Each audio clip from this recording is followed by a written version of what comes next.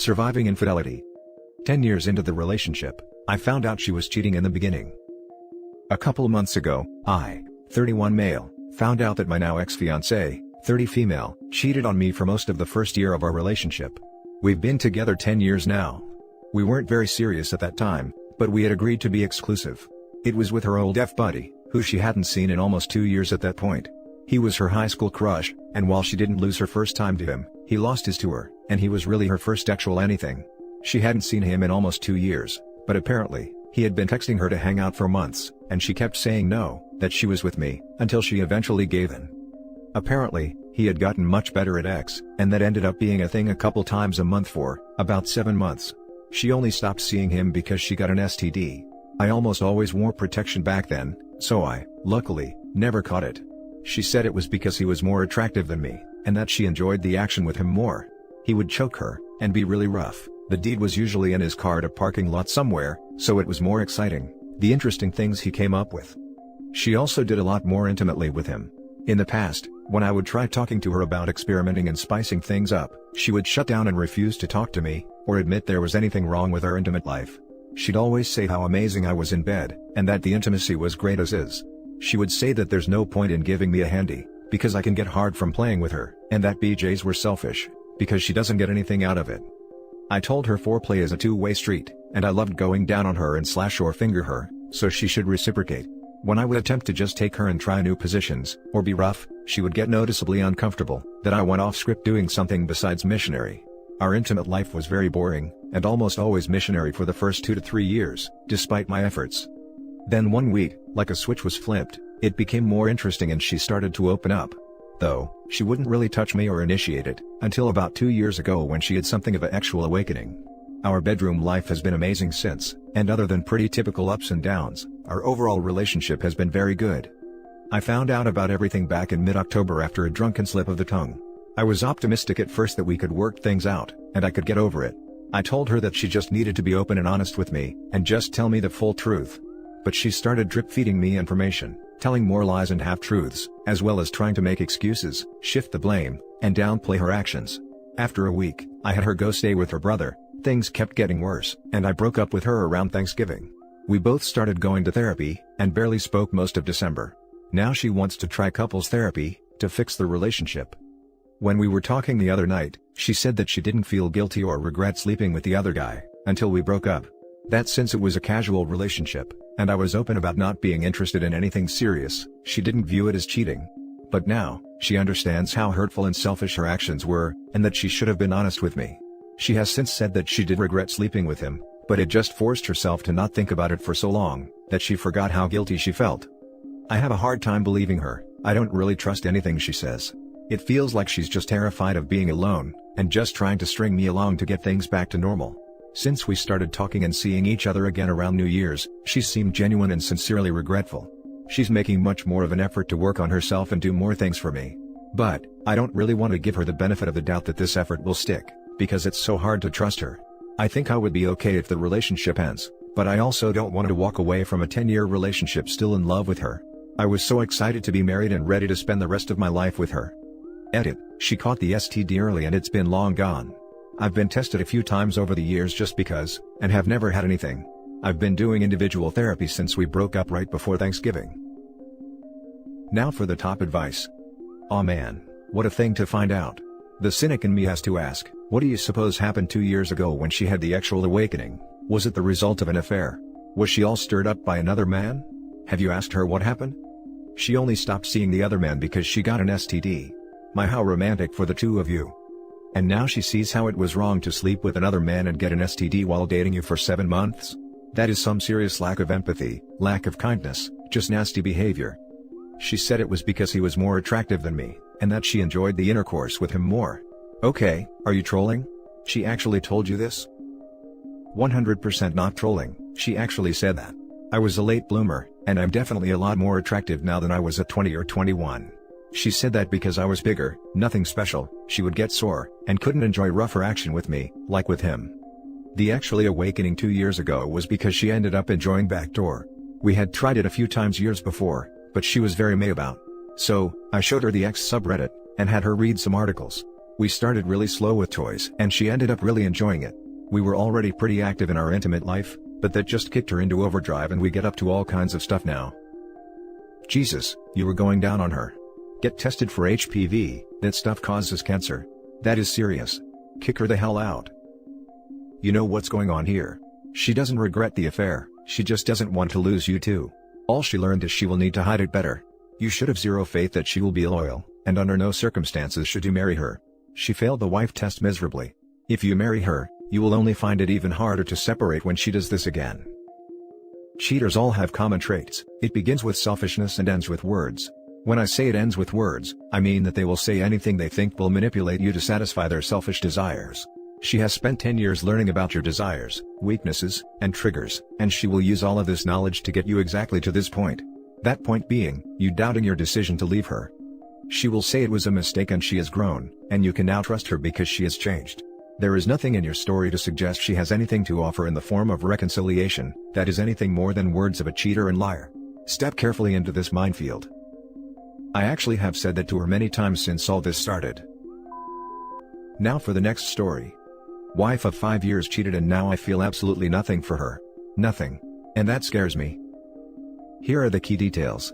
My, 34, wife, 32, Wendy and I met through friends 7 years ago, dated for 2 years and have been married for 5 years, just after I finished law school. I worked my tail off as an associate at my firm, putting in 60 hours a week for the first 2 years of our marriage. That effort paid off and I'm doing well professionally. Wendy was a teacher at a private school, but as soon as we got married, she quit so she could go back to school for her master's in education, and is currently in an educational doctoral program while working part-time. This was a bit of financial strain, since I wanted to pay off my student loans as quickly as possible, but we managed. My wife had an old laptop that she was using when we started dating. I found it in a box in a closet. She said it crashed, and wouldn't work any longer. I plugged it in, tried to turn it on. Nothing. When we met, Wendy took pictures of everything, primarily selfies of her with others. Knowing that she must have had some pictures of us from that time, I yanked the hard drive and looked at it. It seemed okay.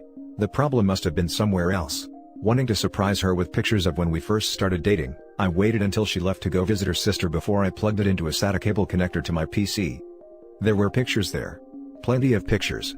Some were of us on dates, laughing, smiling. They brought back some good memories.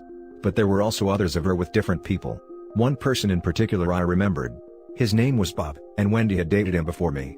There were lots of pictures of her and Bob. I wanted to grab only our pictures, so I thought the easiest way would be to organize them by date, figuring the latest pictures would be of only us.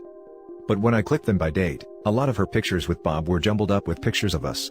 I began to open the pictures one by one and noticed that in a few of our pictures with Bob, where they were cuddling and kissing, she was wearing a necklace/locket that I had given her as a birthday present in the second year we were dating. I had to borrow the money from my brother to buy it. I looked at the dates on the pictures, and a pattern emerged. On the days and weekends when school required my undivided attention, the times when she went to her mother's house, or her sister's house to give me peace and quiet, she was meeting up with Bob behind my back. I was furious. It felt like fire ants were chewing on my brain, my heart, in my guts. I wanted to punch through the walls, but then, something snapped and I went numb. I began to see and think in very cold, analytical terms. I copied all of her pics, all of them, not just those I'd seen, to a flash drive. I packed a bag, grabbed some suits, took the thumb drive, and went to stay with my brother across town. I left her laptop hard drive plugged into my PC with a picture of her kissing Bob on the monitor. The only note I left behind was a sticky note with an arrow on it pointing to the necklace/locket. Wendy tried to call me from her mother's house, if that's where she really was, but I didn't answer. It wasn't until a few hours later, after she presumably got back to our apartment and saw the picture on the monitor, that she blew up my phone with voicemails and texts. I ignored them all. I've already met with another associate who works in the family law department about separation and divorce. We have no children or real property, since a lot of our money went to paying off my loans and for her tuition. My firm circled the wagons around me, so her calls go to voicemails. She's not allowed onto the property, security already turned her away. Wendy tracked me down at my brother's house, but he made it clear to her on the phone, that if she tries to come over, he'll set his Dobermans on her. He told me she was screaming, sobbing, and begging on the phone. It didn't make me sad or happy or anything. I felt nothing. My marriage is over. I've accepted that. But it's been 2 days and I still feel nothing. No pain. No anger. Nothing. How is it possible that I have no more feelings for her, no desire to ever see her again, no desire to reconcile? Now that I'm alone with my thoughts, feeling this nothing for her scares me. Is this going to last? Am I still in shock? Am I permanently broken? The upside is that I've never seen clearer solutions in my cases. Now for the top advice. I am sorry man this happened to you. A good thing is that you found out before any children involved. I am not going to lie man, I would do the same thing and never look back. Though I think eventually you will meet with her and her sob story. I was lonely, it was nothing, I realized I love only you etc. A person capable of hurting you that way, worth not another second of your life. As for feeling nothing, it's the shock of finding out that the person you love never existed. It's a self-defense mechanism that unfortunately will wear off and the pain will come. Shield yourself with loved ones to get through it. Mourn her then like she died, and move on to someone worthy. I was lonely, it was nothing. You know, to me, this is even worse. To cheat on your partner and break their heart over a supposedly meaningless fling, would hurt me more than if my significant other fell in love with someone else, because sometimes feelings catch you by surprise, and that euphoria is hard to resist. Disclaimer, cheating is bad no matter what. I'm not excusing it in any way. The opposite of love isn't hate, it's indifference. As a fellow lawyer, I understand how hard the work-life balance can be. At least you should be able to make a clean break and move on. The lack of hate or anger isn't necessarily a bad sign for you or your future relationships, just your current marriage. All the best. The opposite of love isn't hate, it's indifference. The truth. Just stop caring about them. Hate shows that you have them on your mind. But indifference makes their existence blur away. It's only been 2 days. Maybe you are still in shock? Best advice at this point would be individual counseling. Good luck. This, but also having experienced something similar myself, a lot of our ideals about who our partner is as a person, shapes our feelings for them. When you find out something that completely shatters that ideal, it's like the person you love stops existing, never existed, and the person left in front of you is a total stranger. It's been 6 years since my 9-year relationship ended, and I still have not cried over it. There was a small window where I missed them about 8 months out, but it was only because dating was an emotional pain in the neck and I missed the stability, and the distance started to rebuild some of those false ideals. Luckily, I did not entertain that rabbit hole, and my life is so much happier than I ever was before with that partner. Now for the last story. Pregnant wife cheated. My wife and I have been married 3 years, and have a 2-year-old son, with a very recent pregnancy, 10 weeks, for our next baby. We both work from home, and have been locked down for the past year almost, so living and seeing each other every day, none of which I am complaining about. I actually love being with the family. There are other stressors in my life though. I have low self-esteem, I stress about money, I stress about my extended family's health, I stress about my job. But I try not to let any of this affect my family life, at least with my son. My wife is fully aware of the stress I feel though. I have expressed I am stressed enough times, and I accept most of it cannot be changed at this time, COVID. My wife and I are open with each other on everything, at least I thought, and we both have our faces registered for unlocking on each other's phones, Face ID. I had full trust in her and never once doubted anything she was doing on her phone, no matter the hour or even lack of response while she was on social media. I let her have it, because I fully trusted her. Cut to last week, and I was just bringing her phone to her from another room. The phone was lying down flat, and I turned the screen to face me like I generally do, expecting to see her home screen pic of our son. Instead it opened to her photo gallery, and I found some barely clothed pics, and one incriminating one of her lying down and slightly pulling her underwear. I didn't want to believe what I was seeing and handed her the phone. But it was killing me, and I had to confront her, to ask what those pics were. This is where the lies start. Her first response was to just say, "I want to feel good about myself before I get the bump from pregnancy." I called BS on that, and said you don't take pics in those poses for that. She confessed that she was sending them to someone, but that's all it led to. I didn't want to know who or how it happened. I was coming to just process everything. I chose to ignore it for that day, mostly because I was in shock, and also had to take care of our toddler. I was distant the whole day, not wanting to be with her. I wanted space. I browsed Reddit, Quora, any forum for info or advice that night. I had no one to talk to, and nowhere to go in lockdown. I barely slept, and the next day I demanded to know who it was. Turns out it was a guy from work, and they had been using their work team's chat to communicate. I asked her how far it went, and she said just the pictures, nothing more. I suspected more BS, and then asked to see the chats on Teams, and on Instagram. She was hesitant. She didn't want to show me in fear of not wanting to hurt me. Yay, I know, should have called it. I was getting more upset, but wanted to give her the benefit of doubt, but I told her I cannot continue until I see the messages. She gave more excuses of not wanting to hurt me, but I was beginning to see a pattern. The next day was a work day, and because we share an office in our house, I could see a few times she was furiously typing away on a Teams chat. No guesses who it was. I confronted her after work, and she still did not want to show the messages. I gave up. I told her I need to see this, otherwise we are separating. She came to me the following day and confessed that she lied. They did meet twice, and the last time was a week earlier when all they did was kiss. I got incensed. How could she? I knew they didn't just kiss, and compounded with all the trickle truths, it was even crazier to think I'd believe that. I demanded then and there to show me the chats. I knew she had deleted the messages on Instagram, and the slimy affair partner was trying to purge his chat messages. The sheer volume of messages was telling. I was reading messages for a whole 2 hours, going back 3 months. It started off flirty, then crossed a line becoming actually charged, even expressing how they would screw each other. She was pining for him on the chats, and what was the worst was that, they both stated what they were doing was wrong, but continued with it. Now, we're in lockdown here, so can't really go out, except for groceries etc., yet these two decided their escapade was worthy enough to forego the lockdown, and our marriage. We've been fighting every day since. I don't think she's remorseful, even though she says she is. She is becoming headstrong, suggesting that she also has her feelings, and that she doesn't have to live like this. By this, I mean me looking through her phone now, not trusting her. She blames the affair on me not being intimate with her, not giving her the attention she needs. I tell her she has broken me, and thrown away our marriage, but she wants me to just get through it so we can mend the relationship.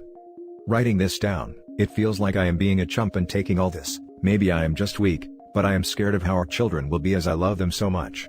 We have marriage counseling in 2 days. I am bracing myself for the criticism from her, and if she uses that as an excuse for what she did.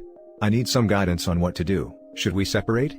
I am afraid I am not that financially stable to endure it, and we have a baby going to be born soon. How can I build trust when she's gaslighting?